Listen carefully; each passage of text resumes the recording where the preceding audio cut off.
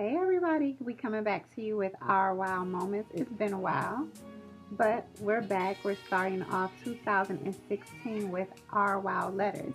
And what that is pretty much you guys sending us your questions, relationship questions, as far as if you're single, divorced, married, engaged, whatever it is that you're dealing with. Send us an email at meetthedeleons at gmail.com. Yep. It's meet, MEET, Deleons, DEL is in Larry, EONS at gmail.com.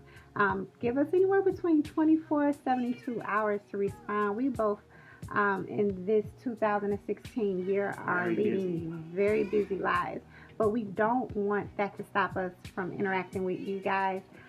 We love you guys. We want to keep the interaction going. So, like I said, anytime that you send us something, like I said, give us anywhere between 24 to 72 hours, and we promise to try to get a video. If for whatever reason it's delayed, we'll let you know via email, and kind of let you know once the video is out there, when you can go onto our page and actually see what we said in response to your video. So now that we got that out of the way, we're going to jump into our first our first letter. And the letter is actually about blended families. And when I read the letter, I could relate in some type of way, not 100% because we haven't had this particular issue, because in this situation, the only person that came as a package deal is my lovely husband with my beautiful bonus daughter. I didn't have any children, but I still can understand how difficult and trying it can be to try to blend in with already made families. So let's just jump right into it. So it says, hello. So here's the issue I'm dealing with. My husband has 2 kids, 7 and 10, and I have a son that's age 7. This weekend, the kids came over to spend the weekend with us. My husband is currently in between jobs, which makes our income very tight. We don't receive any government assistance, meaning when I grocery shop, I shop on a tight budget and I only get what's needed. However, prior to them coming, we went grocery shopping and I spent a little bit more than I intended because I wanted to make sure we had enough of everything. My issue with my husband is he tends to let them get their way, and he acts as if no or wait till later is not an option, and they'll take advantage of it. This morning, we got into a private argument because I'm cooking breakfast and his son is constantly asking for bananas, strawberry, etc. And where I would have told my son to try holding off until breakfast was ready, he did the opposite. We all know once you give one child something, then you pretty much have to give them all something. I'm pretty upset because it's just us here and my child tries doing these things. He gets on him, but when it comes to his kids, anything goes. I'm trying very hard not to show my anger around the kids, but we definitely have to have a conversation once they leave because things are getting out of hand. I treat them all the same, and I don't treat his 2 any different from my own. Any advice on how I should approach him with my concerns? Well, this is a tough one, and this is one that I definitely recommend that you have to approach very, very carefully, in the right mindset. I think this is the type of situation that before you actually approach it, you need to go into deep meditation and prayer, because this is a very sensitive topic. Very sensitive, especially when it comes to children. Absolutely. You're talking about somebody's children. And for a lot of people who have children, that is their kryptonite. People will lose it about their kids. And when it's not a child that you share together, that can cause a big problem. So in your letter, you stated that you were very upset. So I would strongly advise that this not be a topic that you address while you're upset. Because the truth is, if you go into it already mad and upset, the response that you're going to get back is going to be on the defensive, and you're going to get the same energy back, which defeats the whole entire purpose. Nothing gets solved, nobody gets heard.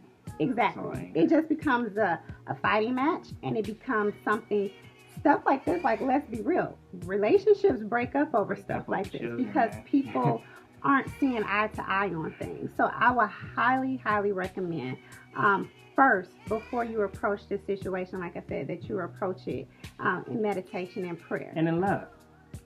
Absolutely. Absolutely. Even difficult conversations can be had in love. And if you think about if the shoe was on the other foot, how would you want somebody, or how would you want your husband or your wife to approach you on the same topic matter? What type of words would you want them to say to you? The other key thing to this, you can't go into this topic with a preconceived idea of how he's going to respond. Right.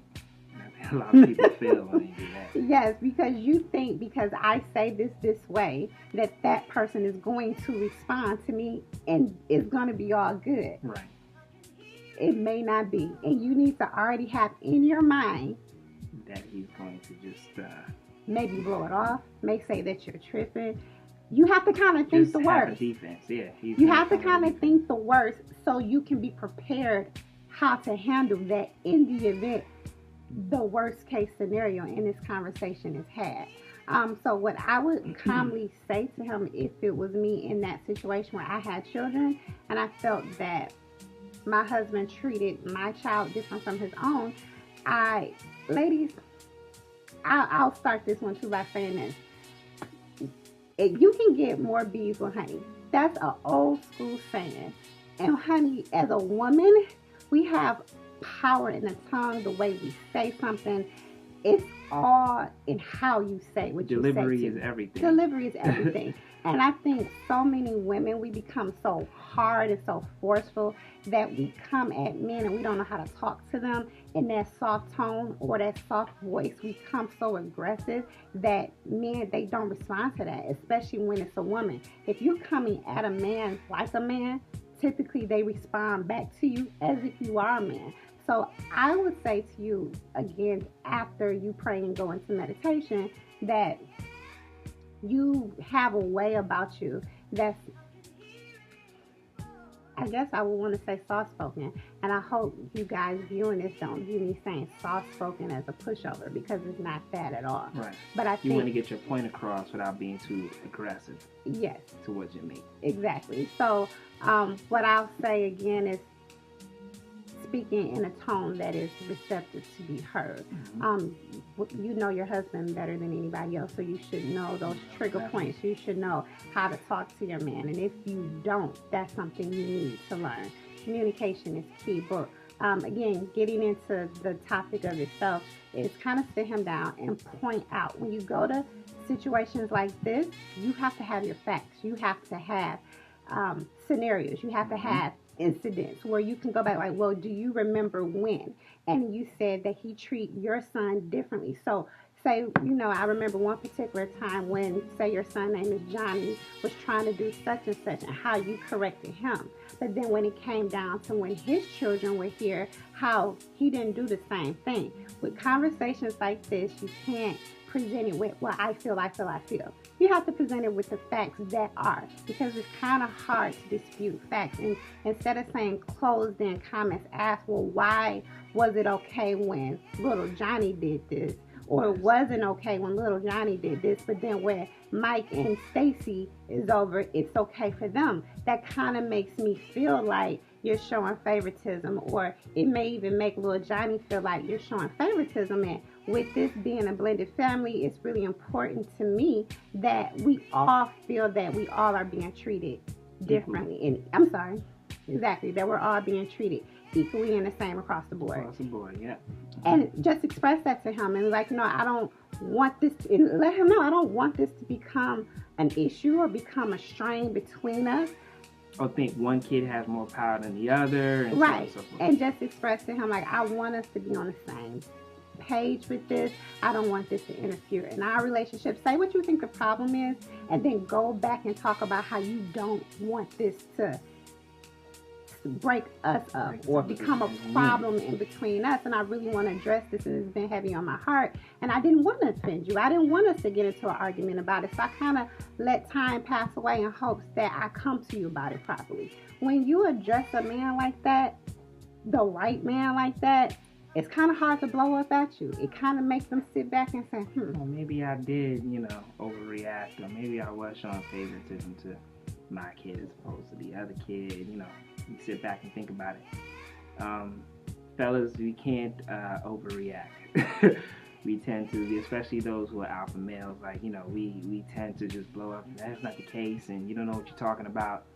Can't do that. You have to listen with an open mind. If your lady is telling you that there's an issue, you have to really absorb what she's saying. And you know, we all learn as we grow. You gotta learn your spouse. I'm still learning my spouse. It's fine as she is. You know what I'm saying? But we're not gonna get on that. But you know, it's about yeah. So you know, you just have to learn each other and learn your faults and own up to your faults. If she's telling you that you're wrong or at fault for something, you know, sit back and reflect on it. You know, right. And sometimes you may not see eye to eye, and you may not see what flaw that person is pointing out. But before you be so quick to defend it and say that that's not the case, think about it. Like, really, really, truly think about it. Even if it's a situation where, you know, you got to revisit it. Like, some things don't get resolved right away. Sometimes it takes a person to walk away from it to really reflect on what's being said and then come back and say, you know what, you was right. Maybe, you know, maybe I was wrong in this aspect and I apologize, and this is what, you know, we're going to try to do to go forward. Or, as it's happening, address it right then and there. Privately. Don't have it, you know, do it in front of the children. It's like, you know, babe, look what's going on. Like you just said, and look how you're treating my kid over here. Like, strike it while the iron is hot, as they say.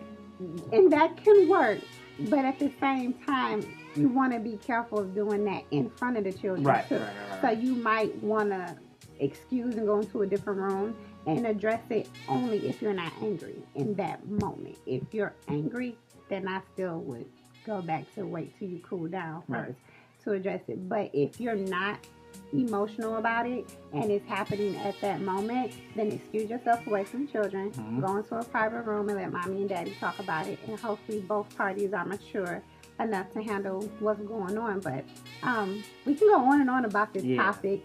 Hopefully we said enough that could help you along in the process, not just on the subject of blended families. This can apply to absolutely anything. Communication is key, and the way that you communicate is really key in a situation like this. So, is there anything else you want to add to it, or that's? And I just thought of something as you were talking about it. You know, to Miss Lady out there, maybe you could do it over dinner. Nice. You know, that sweetens the pie. You know, men like to eat. Men like to eat. You cook him his favorite meal. Say, baby, you know, I want to talk to you. Right. And right away, he's comfortable. His guards is down. Right. Try that. All else fails. But so, you know, there's always ways around it, you know. Definitely. I totally agree with that. I like that one. So that's it for this wow letter. And our advice on this particular topic. Again, if any of you guys have any questions that you want he and I to answer, or maybe not us together, maybe you have a question for me, or maybe you have a question for him particularly. Like I said, just email us, give us 24 to 72 hours, and we will try our absolute hardest to do a video in response. So thank you so much for trusting us and asking us for our advice. You all take care. Happy New Year's.